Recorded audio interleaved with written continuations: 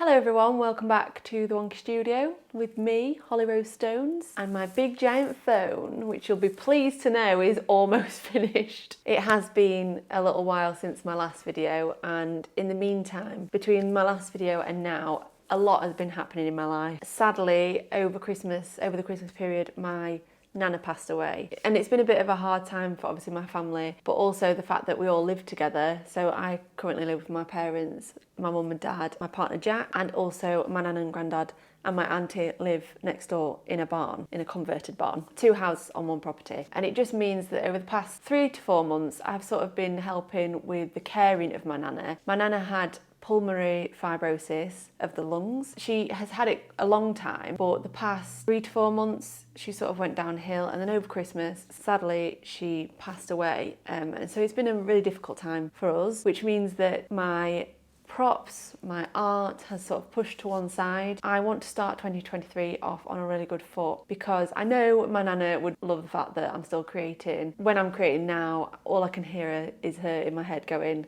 "What are you making now? Don't hurt yourself.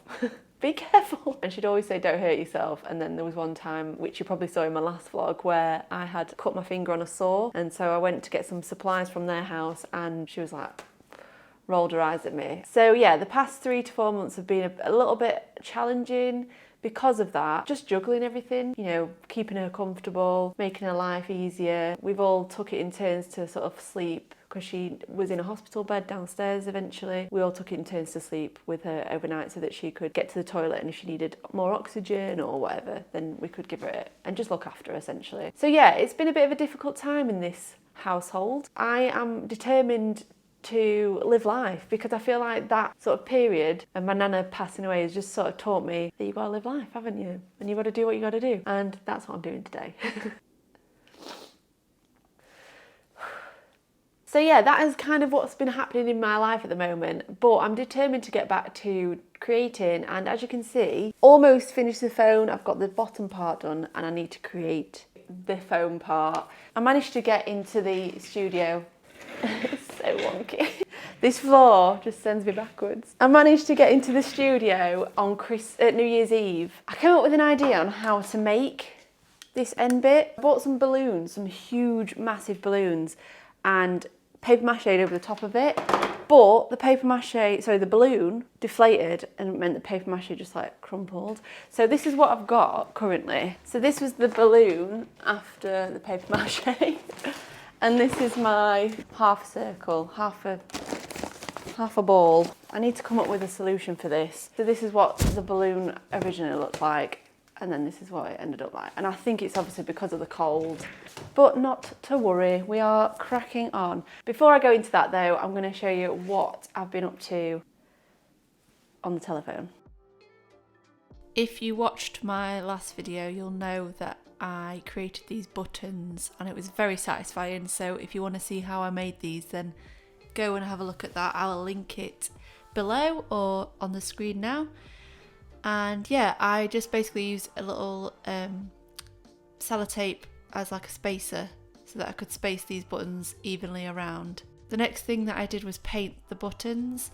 This was a test button, so it's actually a bit smaller than the others, but I wanted to use the smallest one so that I could test out what it would be like if I paper mache'd it, painted it, and then I decided to draw the numbers on it as well. So this is me just practicing the number, which I actually think looked really cool in the end.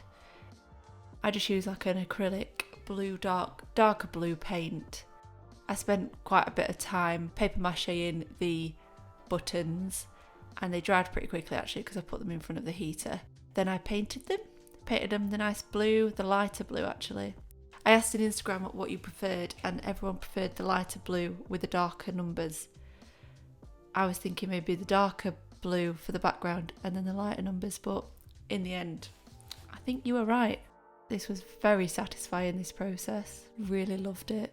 Felt so good to actually do something detailed because I've been working so large scale at the minute. So it was nice to just get the paintbrush out and be really accurate with it.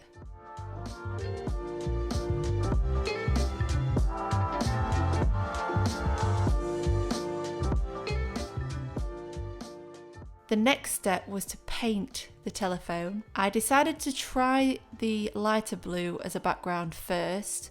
I quite like it, but because the buttons are a lighter blue, I felt like the background of the telephone needed to be the dark blue.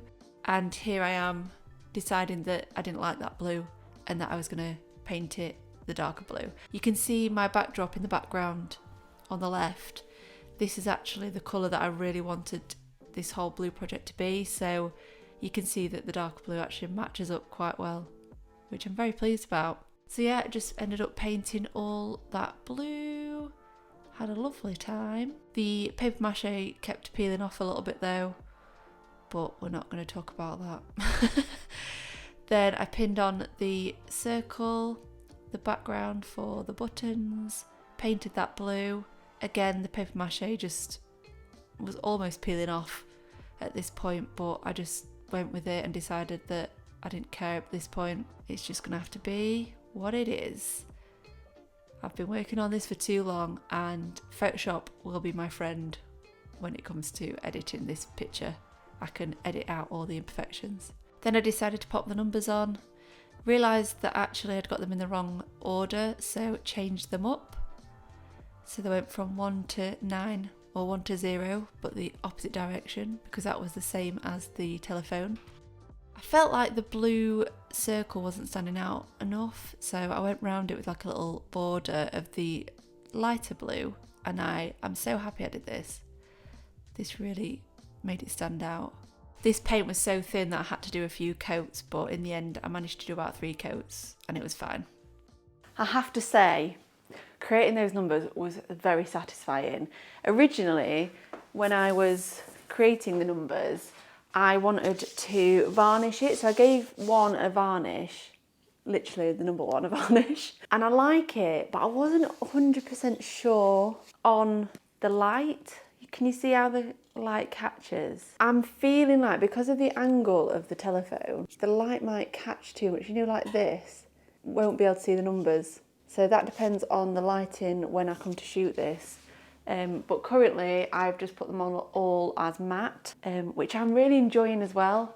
So depending on what the light looks like, I'll either keep them matte or go for a varnish. The varnish that I used on this was actually this one, this high gloss varnish by Liquitex.